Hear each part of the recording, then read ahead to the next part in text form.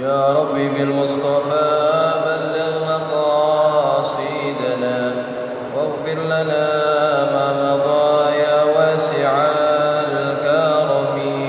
يا ربي بالمصطفى بلغ مقاصدنا واغفر لنا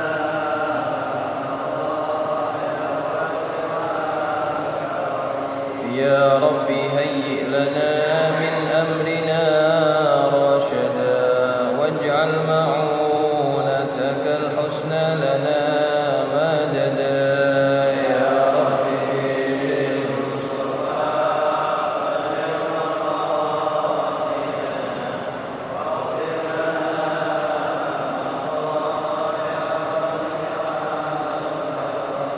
ولا تكلنا إلى تدبير أنفسنا فالنفس تعجز عن إصلاح ما فسدا.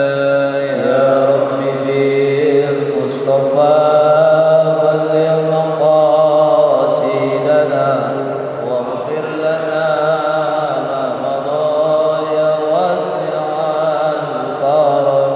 أنت الكريم وقد جهزت يا أملي إلى أيادك وجها سائلا ويدا. يا رب بالمصطفى بلغ مقاصدنا واغفر لنا ما مضى يا واسع الكرم.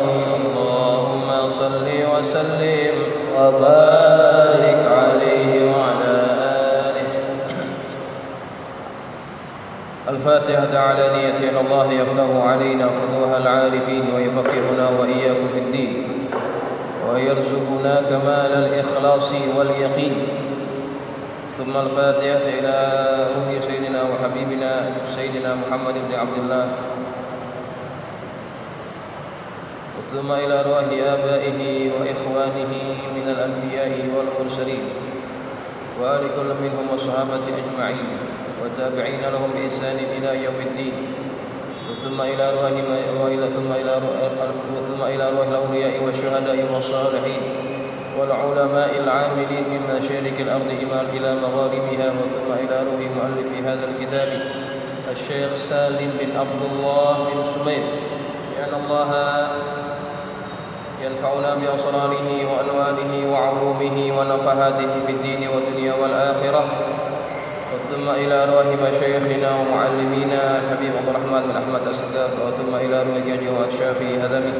وثم إلى أرواح جاجي وسملكي. وثم إلى أرواح شكر رملي. وثم إلى أرواح جاجي شافعي نفسي. وثم إلى أرواح جاجي الحبيب علي بن عبد الرحمن السقاف.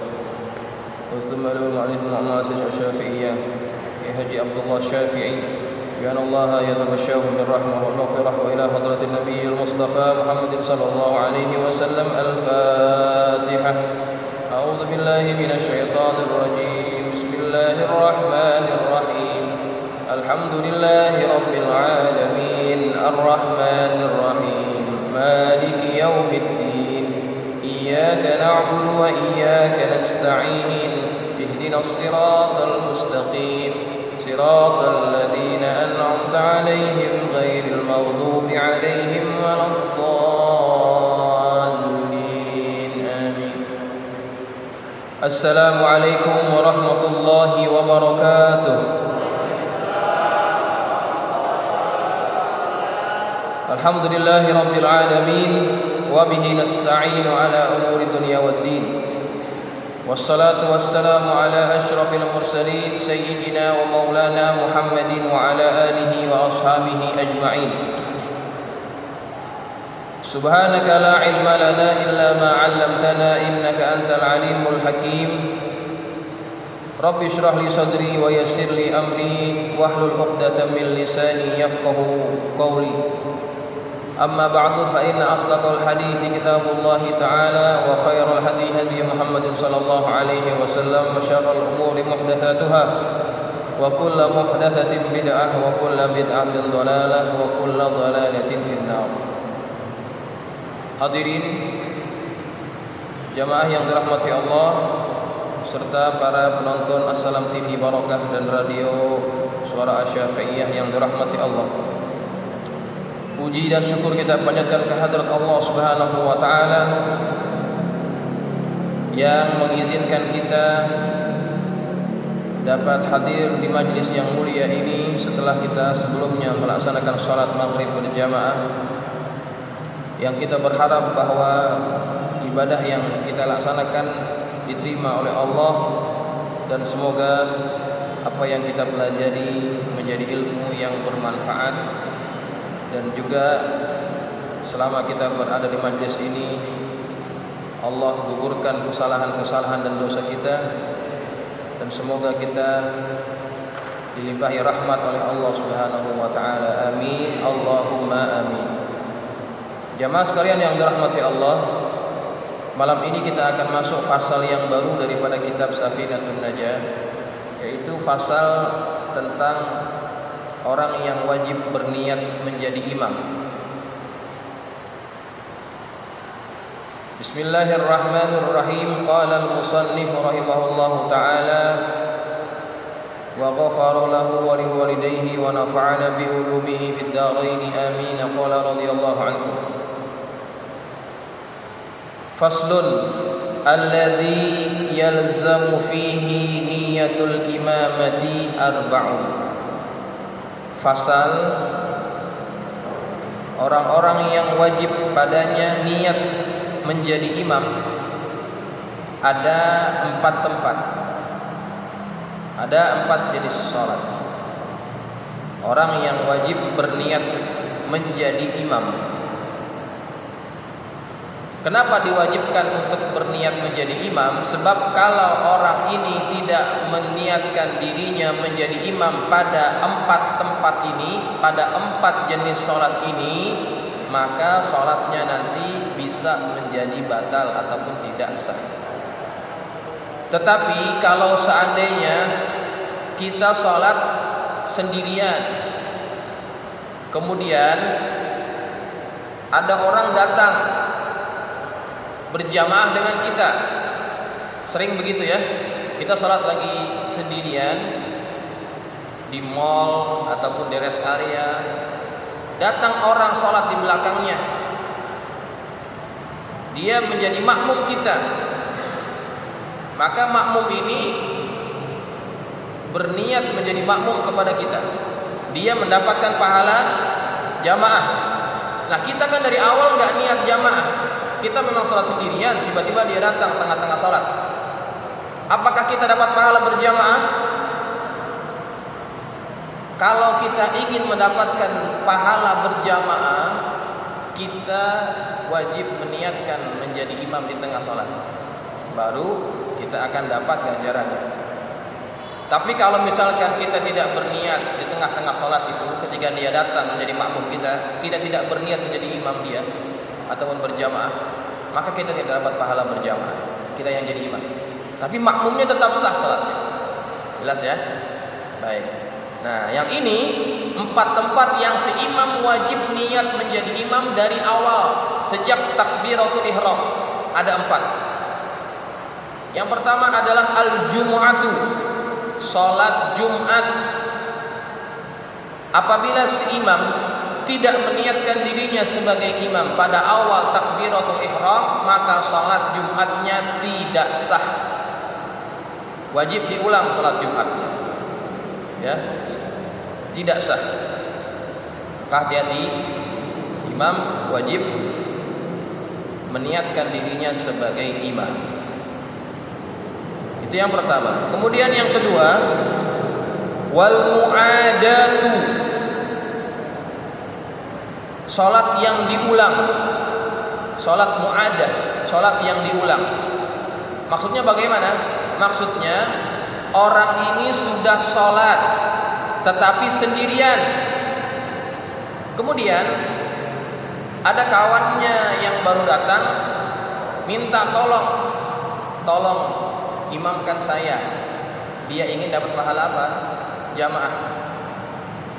Kemudian maka dia yang tadi sudah sholat boleh menjadi imam kepada orang lain.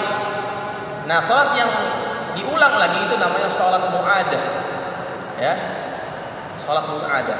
Kalau dia mengulang sholatnya lagi, padahal tadi dia sudah buat, maka kalau dia mengulang sholatnya dan dia menjadi imam, maka dia wajib berniat imam sejak dari awal sholat. Ya. Lalu kedudukan sholat itu yang diulang jadi apa bagi dia? Jadi nafilah, jadi tambahan baginya. Ya, jadi nafilah bagi orang tersebut. Satu ketika Nabi kita Muhammad SAW setelah sholat subuh melihat ada orang di masjid, datang ke masjid, orang lain sholat, dia tidak sholat. Kenapa kamu tidak sholat berjamaah? Kata orang ini, kata dua orang ini, kami sudah sholat di rumah. Kemudian kata Rasulullah, kalau kamu sudah sholat di rumah, kemudian datang ke masjid, melihat ada orang yang sedang sholat berjamaah, maka masuklah berjamaah bersama mereka. Nabi suruh buat orang ini untuk sholat lagi, mu'adah namanya. Nah, yang mereka buat itu secara berjamaah, itu dianggap sebagai nafilah, tambahan bagi dia, ya, tambahan bagi dia. Nah, untuk sholat mu'adah ini ada beberapa syarat yang digariskan oleh para ulama. Pertama, sholat mu'adah itu ada syaratnya. Yang pertama adalah sholat yang pertama adalah sholat fardu yang dilakukan secara adaan atau tunai, bukan qadhaan. Ya, yang pertama, sholat yang pertama tadi dilakukan adalah sholat fardu yang ditunaikan secara adaan atau tunai, bukan qadha. Pertama. Syarat yang kedua, sholat yang pertama sah. Kalau sholat yang pertama tidak sah, dia ulang lagi, maka itu bukan sholat mu'adah namanya. Ya. Baik. Kemudian yang ketiga, mengulanginya hanya satu kali. Ya, ulangnya hanya sekali, nggak boleh berkali-kali. Dia sudah sholat, kemudian ada orang minta tolong berjamaah dengan dia, kemudian dia laksanakan sholat berjamaah bersama orang tersebut, udah sekali aja, jangan ulang-ulang lagi berterus-terusan gitu. Ya, cuma sekali saja diulangnya. Kemudian yang keempat, niat fardu mesti disebut, walaupun itu ulangan ataupun nafilah, tambahan bagi dia, tetap niatnya mesti niat fardu. Usolli fardal maghribi 3 raka'atin. Nah, disebutkan fardal maghribi, fardunya tetap disebut. Kemudian yang kelima, berjamaah. Ya, sholat mu'adah kenapa diulang lagi? Karena untuk mendapatkan fadilat jamaah. Maka yang syarat yang kelima adalah berjamaah. Yang keenam, sholat yang diulang itu mesti masih dalam waktunya. Masih dalam waktunya. Baik, itulah di antara syarat-syarat sholat mu'adah. Sholat yang diulang dalam keadaan berjamaah. Kemudian yang berikutnya,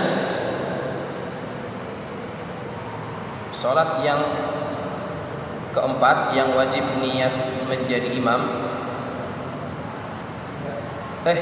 Yang ketiga, wal manduratu jama'atan, salat yang dinazarkan dalam keadaan berjamaah. Dia bernazar ingin salat berjamaah, nazar. Ya. Nazar artinya apa? Wajib. Kalau dia bernazar akan melakukan salat berjamaah, maka apabila itu dia wajib niat menjadi imam. Ya, kalau memang dia jadi imam, dia wajib menjadi imam.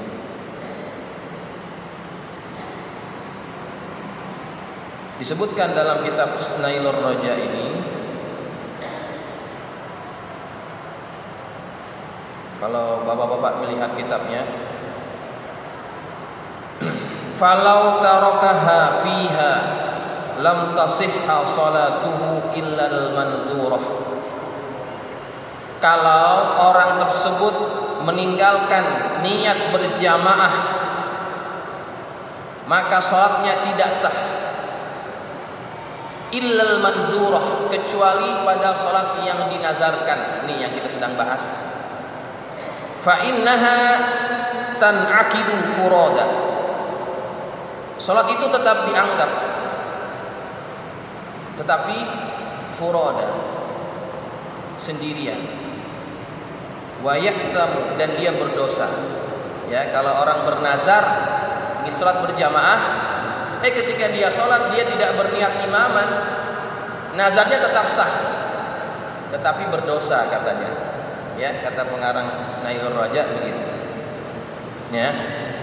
Kemudian yang keempat, yang terakhir, sholat yang wajib meniatkan menjadi imam adalah wal mutaqaddimatu fil mawari, sholat jamak takdim dengan sebab hujan.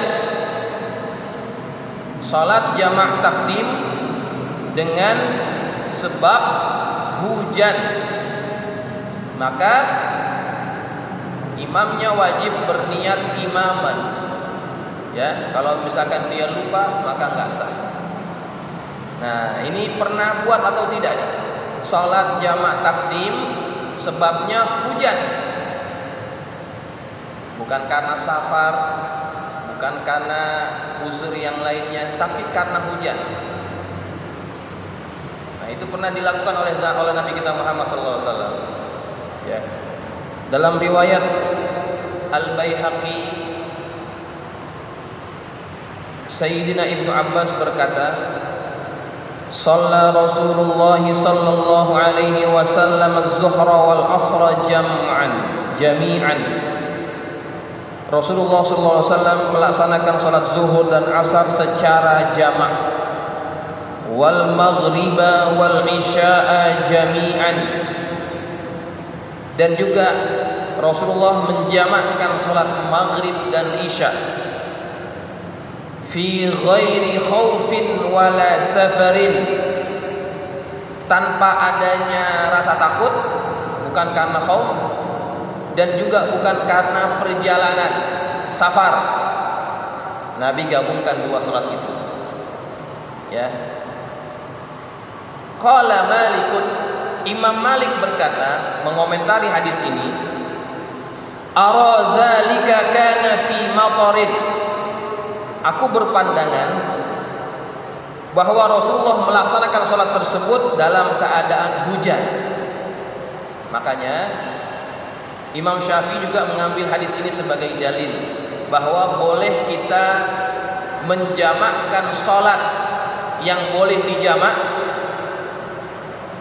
karena sebab hujan, tapi jamaknya jamak takdim.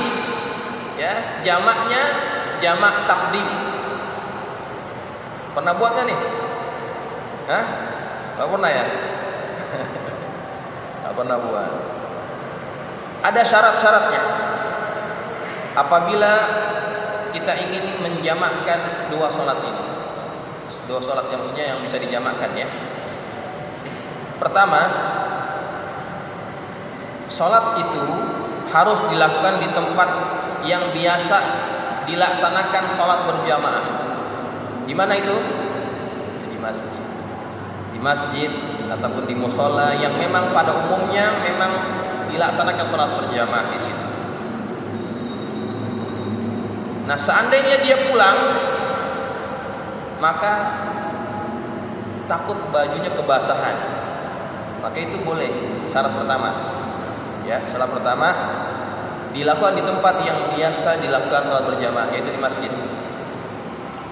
Syarat yang kedua, hujan masih berlangsung pada tiga keadaan. Hujan masih berlangsung pada tiga keadaan. Pertama, pada saat takbiratul ihram salat yang pertama. Kedua, ketika salam sholat yang pertama. Ketiga, ketika takbiratul ihram sholat yang kedua, hujannya masih ada, maka boleh melaksanakan sholat jamak takdim karena hujan. Paham gak nih? Paham gak? Saya jelaskan ya. Kalau masih agak-agak pusing.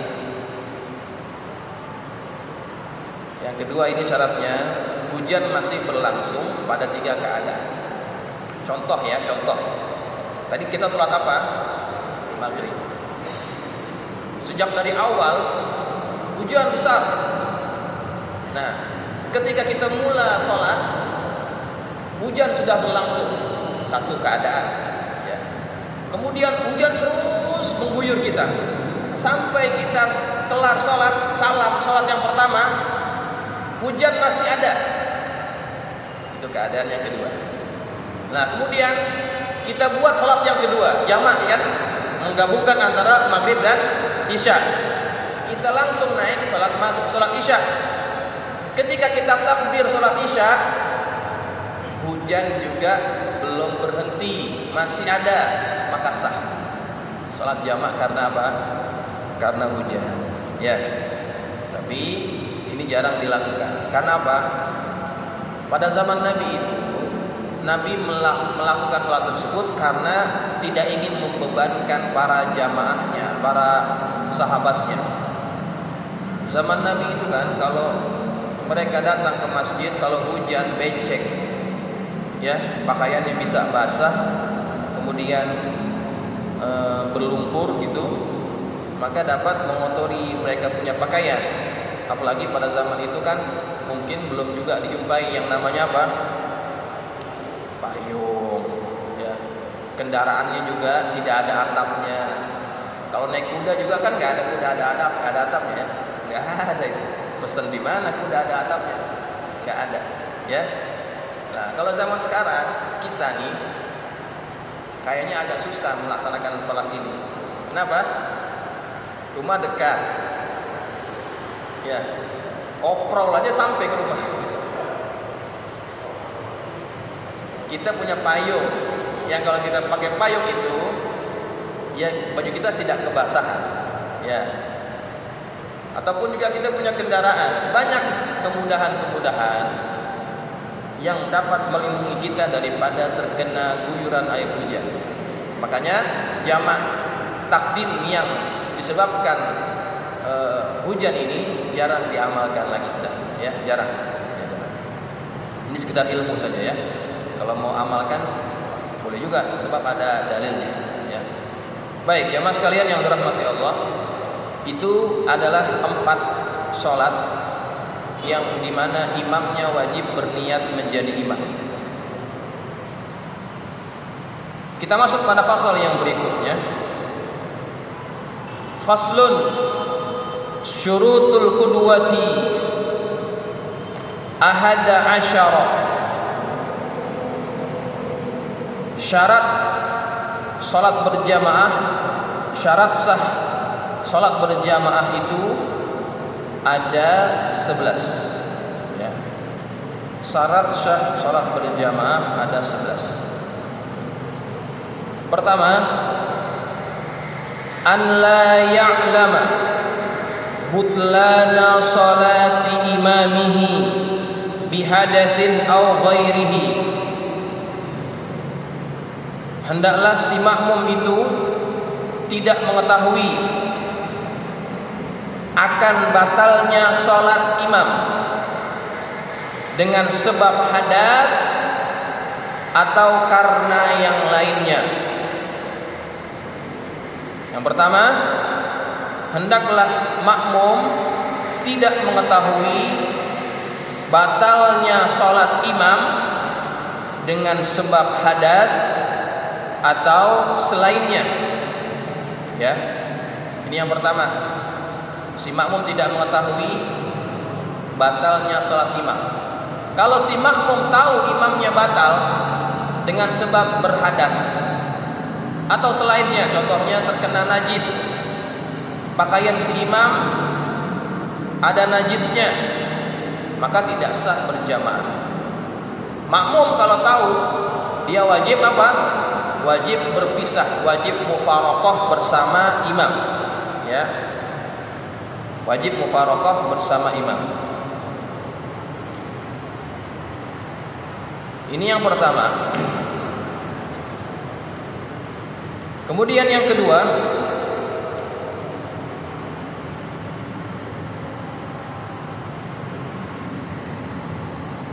wa an la ya'taqida wujuba qada'iha alaihi,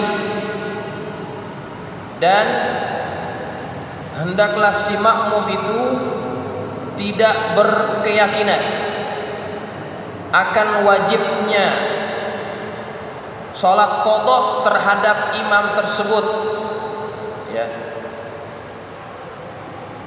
Yang kedua, hendaklah makmum tidak berkeyakinan akan wajibnya qada salat terhadap si imam. Ya.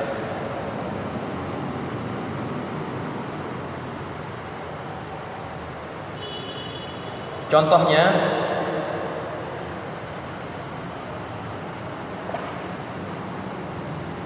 wa an la ya'taqida al-ma'mum wujuba qada'is salati 'ala al-imam.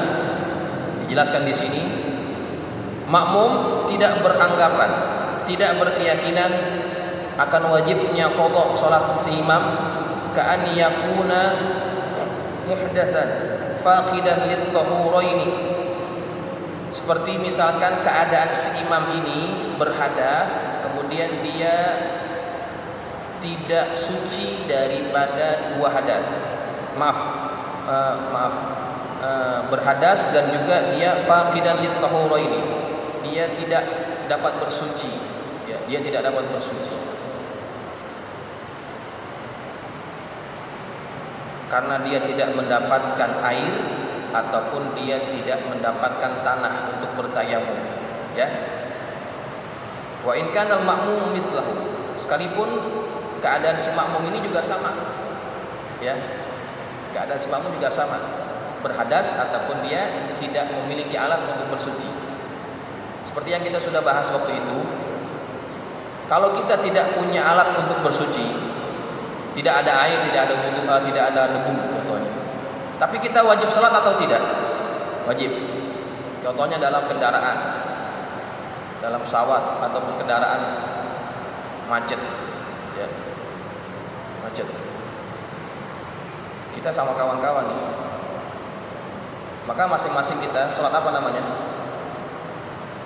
Di kendaraan itu salat untuk menghormati waktu. Itu kan namanya faqidut tahurain. Dia tidak memiliki alat untuk bersuci. Tidak mungkin dia bersuci di situ. Air tidak ada. Maka mereka semuanya dalam mobil itu semuanya salat. Salat apa? Salat untuk menghormati waktu. Nah, mereka ini nanti kalau sudah sampai tujuan wajib qada atau tidak? Wajib. Maka kalau mereka ini sama-sama wajib qada, tidak boleh mereka ini berimam dengan orang yang juga punya wajib qada. Itu maksudnya. Paham? Ya. Ngapain kita qada? Ngapain kita jamaah dengan imam yang juga wajib qada? Walhal keadaan imam dan juga makmum sama. Ya kan? Qadanya karena itu. Maka ini juga harus diambil perhatian. Ya. Kalau imam itu punya tanggungan salat ataupun qada, maka kita tidak boleh bermakmum dengan dia. Ya, kita tidak boleh bermakmum dengan dia. Kemudian yang berikutnya, wa an la yakuna ma'muman, hendaklah si imam itu bukanlah makmum. Hendaklah si imam itu bukanlah makmum kepada imam lain. Ya. Contohnya ini sering terjadi, ya. Kita sholat di shopping kompleks atau di mall. Jamaahnya kan ganti-gantian, ya. Jamaah ganti-gantian. Ini imam, kemudian di belakangnya makmum. Ya. Imamnya sudah selesai. Ya. Kemudian ini makmum di belakangnya. Maaf, imamnya belum selesai. Ya. Ini contohnya kasusnya imamnya belum selesai. Ini makmum ada di belakangnya. Nah, kita datang sudah akhir-akhir. Lah kita jadi makmum kepada makmum ini. Contohnya nih di sini ada Ustaz Fauzi, ya di sini imamnya Ustaz Fuani. Ustaz Fauzi ini makmum kepada Ustaz Fuani, contohnya.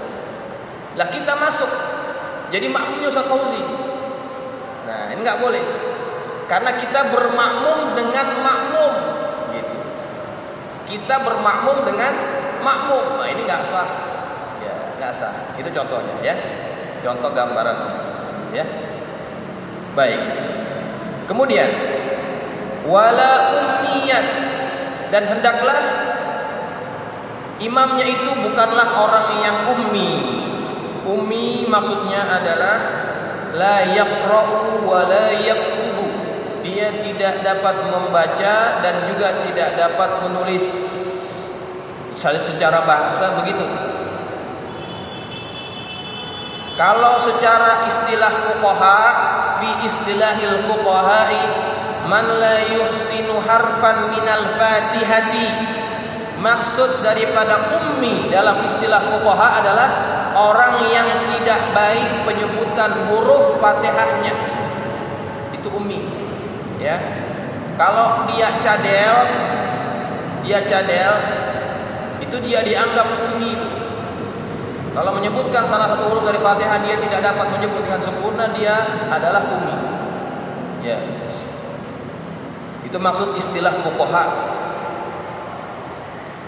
Istilah daripada ummi. Maka kita wajib memilih imam dengan sempurna. Yang pertama yang mesti kita perhatikan adalah bacaannya. Paling kurang adalah Fatihahnya mesti baik. Ya, Fatihahnya mesti baik. Kalau huruf yang dia sebutkan tidak sempurna, salah bahkan, maka tidak sah Fatihahnya.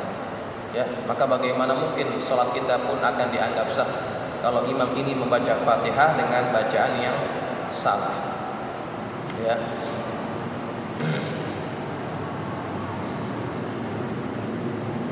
Ada orang imam jadi imam. Minta maaf ya. Minta maaf. Ada kalau orang Jawa itu dia kalau menyebutkan huruf H, K, ya. Alhamdu, ya. Alhamdu, kemudian Rabbil alamin, ain jadi nga, Rabbil alamin. Karena kebiasaan. Bukan berarti semuanya orang Jawa begitu. Ada beberapa orang Jawa yang begitu cara menyebutkannya. Al-kamdu, ya. Karena mereka susah nyebut h, udah gampangin aja kamdu, ya. Ya. Itu yang begitu tuh, itu namanya ummi, ya. Nggak boleh jadi imam. Di training dulu, ya. Di drill dulu sampai betul-betul bagus bacaannya. Ya, nggak boleh sembarangan. Kemudian syarat berjamaah yang berikutnya, wa an la yataqaddam alaihi fil mauqifi. Hendaklah si makmum ini tidak tidak terhadapan. Si makmum tidak terkehadapan, tidak lebih maju gitulah daripada si imam pada tempat berdirinya. Makmum tidak boleh mendahului imam atau lebih ke depan daripada tempat berdirinya imam, ya, tempat berdirinya imam. Di sini disebutkan dalam Nailur Raja, ka'an yataqaddama wa huwa qa'imun bi'aqibihi. Seperti misalkan dia lebih terkehadapan dalam keadaan sholat berdiri, ukurannya adalah dengan tumitnya biaqibihi. Ya. Kalau kita sholat berjamaah dalam keadaan berdiri, imam dan makmum berdiri, ukuran kehadapannya itu, ukuran lebih depan atau tidak, itu ukurannya tumit. Ya. Bukan ujung jari kaki. Bukan ujung jari kaki, tumit kita. Ya. Sebab kalau ukurannya ujung jari kaki yang depan, bisa jadi orang yang jarinya panjang, ya. Orang yang jarinya panjang, kakinya panjang, ya, kakinya gede, ya. Tapi nanti akhirnya dia ke depan. Ya. Bisa paham ya? Kalau orang ini berdiri dengan melihat tumit kaki, ini pasti rata. Karena tumit nggak ada yang paling panjang, nggak ada. Tumit segitu-gitu aja panjangnya, ya. Tumit segitu-gitu aja panjangnya. Tapi kalau ujung kaki macam-macam panjangnya. Karena tumit sejajar dengan apa? Sejajar dengan kaki kita nih, betis kita sama. Tapi kalau ujung kaki yang ada yang ukurannya 43, ada yang ukuran 40, ukurannya adalah tumit, ya. Tumit. Ya. Kalau misalkan lebih depan tumit kakinya, maka sholatnya tidak sah, batal. Kalau tumitnya sejajar, sah atau tidak? Kalau tumitnya sejajar, sholatnya sah tapi makruh. Ya, sholatnya sah tapi makruh. Sedikit saja ke belakang itu sudah dianggap sah. Ya, baik. Itu yang ke-5. Kemudian yang ke-6, wa an yanwiyal qudwata. Bukan. Yang ke-6, wa an ya'lama intiqalati imamihi. Dan hendaklah makmum itu mengetahui perpindahan imam. Si makmum mengetahui perpindahan apa? Perpindahan gerak salatnya imam. Itu wajib. Dengan apa mengetahuinya? Kalau dekat dengan imam, maka dia wajib lihat imam. Kalau misalkan dia jauh daripada imam, contohnya dia salat di luar, dia bisa melihat pergerakan makmum yang lainnya. Ataupun dia bisa mendengar suara imam melalui pengeras. Itu dianggap juga mengetahui pergerakan imam. Ya, begitu. Nah, ini seandainya, ini sering terjadi, pernah terjadi ya. Pernah terjadi begini. Di Mekah itu, perempuan-perempuan kadang-kadang tempat sholatnya mereka agak jauh daripada yang lelaki. Ya. Ada tempat-tempat yang mereka tidak bisa melihat imam. Suaranya kedengeran memang, tapi pergerakan imam tidak bisa didengar. Pergerakan imam tidak bisa dilihat. Ada tempat di sana yang di depannya itu tembok saja. Tembok. Ini terjadi begini kasusnya. Waktu hari Jumat itu kan disunahkan kita baca surah apa? Subuh. Surah As-Sajdah, ya. Surah As-Sajdah.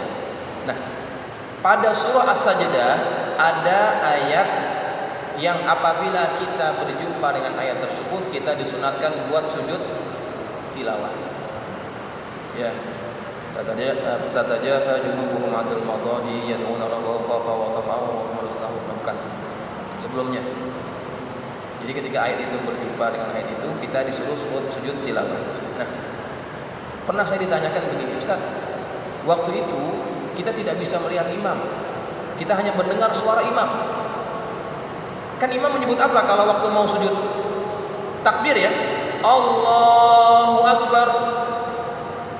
Imamnya buat sujud tilawah. Ini makmum yang perempuan, karena dia tidak melihat, dia anggap si imam ini apa? Ruku. Lah dia ruku nih. Si makmumnya ruku. Imamnya padahal lagi sujud tilawah. Imam bangun, Allahu Akbar, makmum bangun juga. I'tidal, ya. Nah, itu kan sudah gerakan berbeda. Gerakannya sudah berbeda. Maka apa salatnya? Ya. Nah, berarti batal nggak salatnya nih? Batal nggak salat makmumnya? Nah, kalau begitu salatnya batal sudah.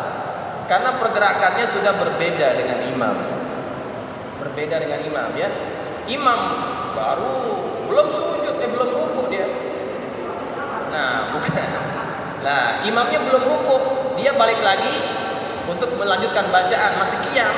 Nah, kita sudah rukuk, sudah i'tidal.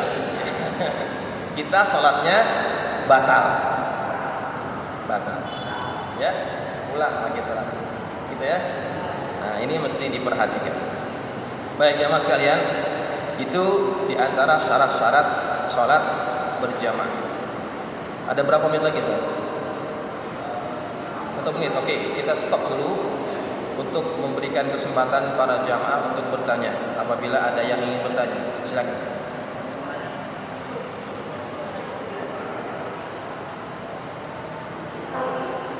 Assalamualaikum warahmatullahi wabarakatuh.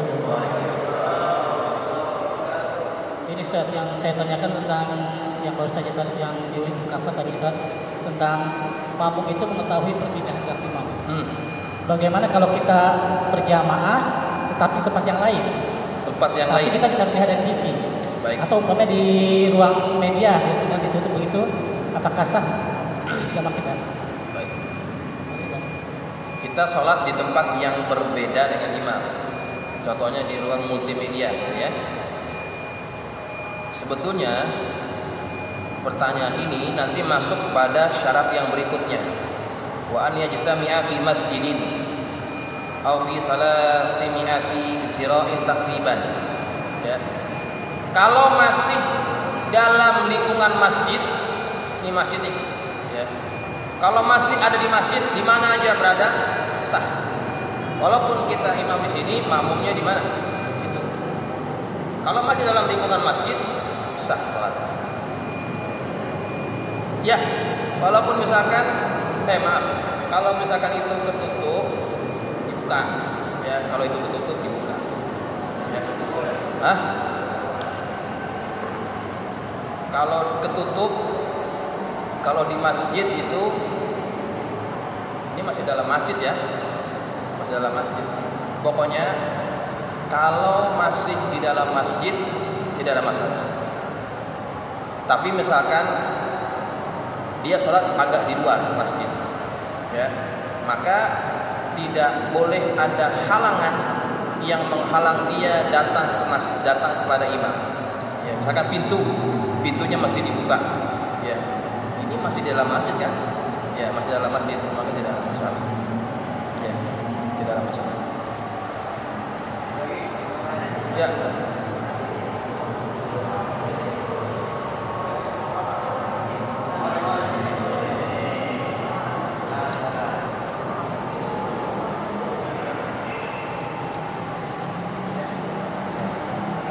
Terima kasih Pak Ustaz.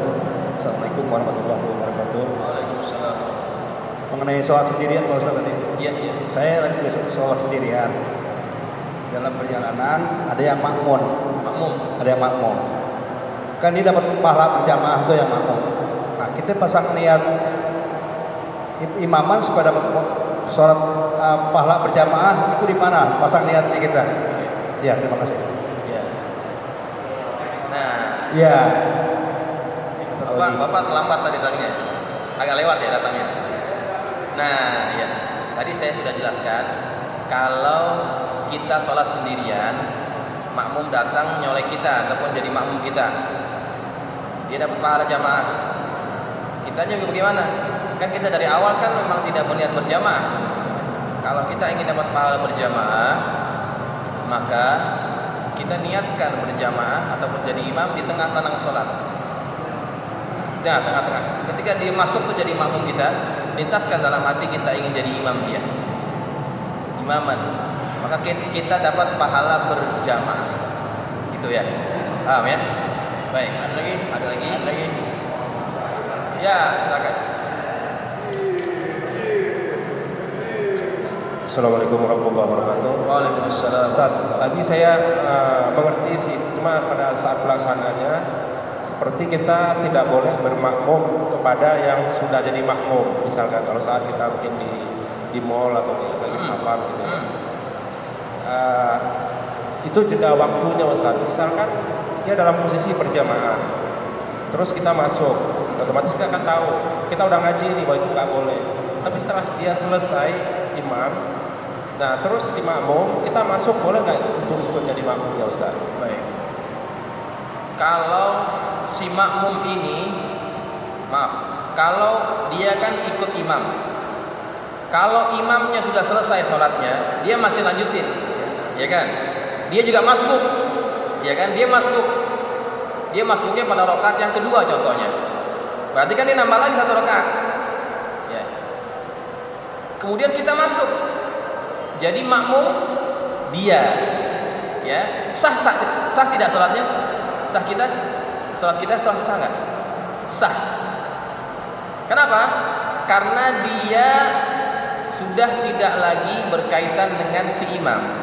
Imamnya sudah selesai, ya. Dia sedang melengkapkan sholatnya. Dia naik, tambahkan lagi rakaat, kemudian baru kita masuk. Walaupun status dia pada asalnya makmum, tapi karena sudah berpisah dengan imam sudah selesai, maka kita boleh jadi makmum dia. Itu maksudnya. Yang nggak boleh itu, imamnya belum selesai, dia masih jadi makmum imam, kita jadi makmumnya dia. Gitu. Ya. Maaf Ustaz, biasanya kalau gitu kan, biasa kita kan ikut berjamaah dengan imam yang pertama. Nah, kan? iya. Harusnya begitu. Harusnya kan? gitu.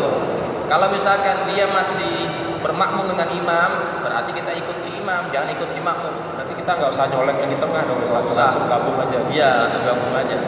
Ya. Baik, assalamualaikum. Jelas ya. Ini. Ustaz. Tambahan. Oke, nambah. Ini Ustaz yang tadi katanya kita bermakmum sama yang makmum masuk itu kan. Ya. Kalau seumpamanya yang makmum masuk itu jadi imam batal, apakah yang kita ikut batal atau gimana? Hah? Gimana? Yang jadi imam ini, yang jadi imam masuk ini. Jadi makmum masbuk, Nah, terus kita jadi makmum kan. makmumnya dia. Lalu makmum yang imam ini batal. Imamnya batal. Nah, apakah kita ikut batal atau gimana? Enggak. Ya kalau imam batal kita enggak batal. Ya, kita terusin. Kalau makmumnya kita itu batal, kita nggak usah ikut-ikutan batal, terusin, ya. Karena kebatalannya imam tidak terpengaruh kepada batalnya sholat kita. Kita teruskan aja. Dengan syarat, ketika imam batal kita mufarokoh dengan dia, berpisah dengan si imam. Gitu, jelas ya? Ya sekali lah. Ya. Assalamualaikum warahmatullahi wabarakatuh. Waalaikumsalam. Ustaz, kalau wajib gak seorang wanita itu sholat Jumat? Saya nemuin di daerah Setiabudi gitu Ustaz. Wanita tidak wajib sholat Jumat. Yang wajib sholat Jumat adalah para lelaki. Wanita hukumnya hanya sunat saja, ya, tidak wajib. Kalau dia mau datang ke masjid, boleh-boleh aja, tapi bukan wajib bagi mereka, ya, tidak wajib, sunnah, jelas, ya.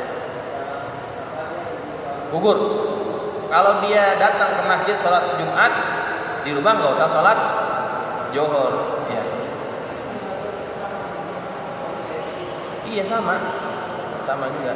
Ya. Kalau perempuan paling baik adalah itu sholatnya di rumah. Ya, paling baiknya sholat perempuan adalah sholatnya di rumah. Ya.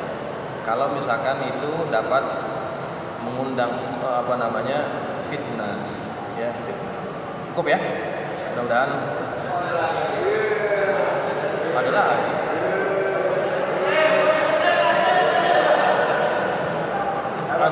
Assalamualaikum warahmatullahi wabarakatuh. Ustaz mau nanya, kalau kita jadi makmum, apakah selain colek itu, apakah ada yang lain Ustaz? Soalnya karena kodenya gitu. Soalnya ada kan takutnya kan orangnya itu jantungan terus apa latah gitu kan. Katanya ada yang langsung pingsan gitu. Ya. Assalamualaikum warahmatullahi wabarakatuh. Ini ya. Cara kita ingin menjadi makmum itu bukan dengan cara mencolek-colek atau memukul-mukul dia. Ya. Itu bukan cara yang gimana ya? Yang baik. Karena apa? Karena kadang ada orang yang ketika dicolek kagetan. Ya, kagetan ini. Maka caranya adalah kita dekat dirinya dengan dia. Kita kuatkan takbir. Ya. Allahu Akbar. Itu saja. Sebagai isyarat kepada si imam ini kalau kita ingin ikut dia. Enggak usah pakai colek-colek. Allah alam, saya belum pernah mendapatinya. Kalau saya belum pernah mendapatinya, Allah alam. Ya. Cukup ya? Ya. Kelewatan ini.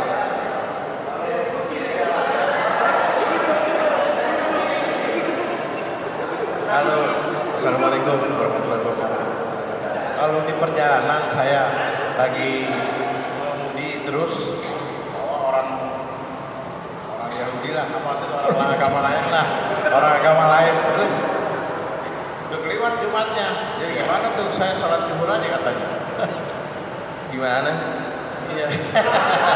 Sholat Jumat kelewat gimana tak? Iya.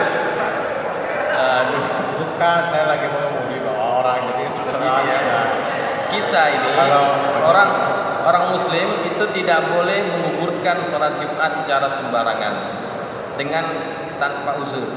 Ya, kalau kita meninggalkan Jumat tanpa uzur kita berdosa. Memang kalau sudah kelewatan ya gantinya sholat zuhur. Tapi atas sebab kita meninggalkan Jumat tanpa uzur itu kita akan mendapatkan dosa. Itu.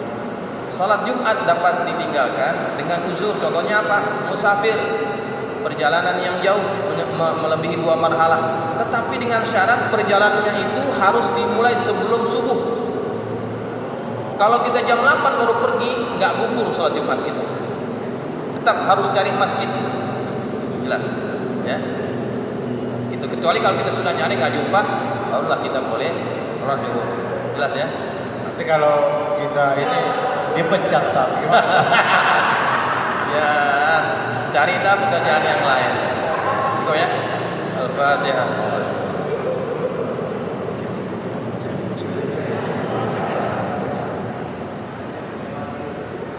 Bismillahirrahmanirrahim. Alhamdulillahirabbil alamin wassalatu wassalamu ala asyrofil mursalin sayyidina Maulana Muhammadin wa ala alihi washabbihi ajma'in. اللهم انفعنا بما علمتنا وعلمنا ما ينفعنا اللهم زدنا ولا تنقصنا واكرمنا ولا تهنا واعتنا ولا تحرمنا واثرنا ولا تؤثر علينا وارضنا وارض عنا اللهم ربنا اتنا في الدنيا حسنه وفي الاخره حسنه وقنا عذاب النار وصلى الله على سيدنا محمد وعلى اله وصحبه وسلم الحمد لله رب العالمين.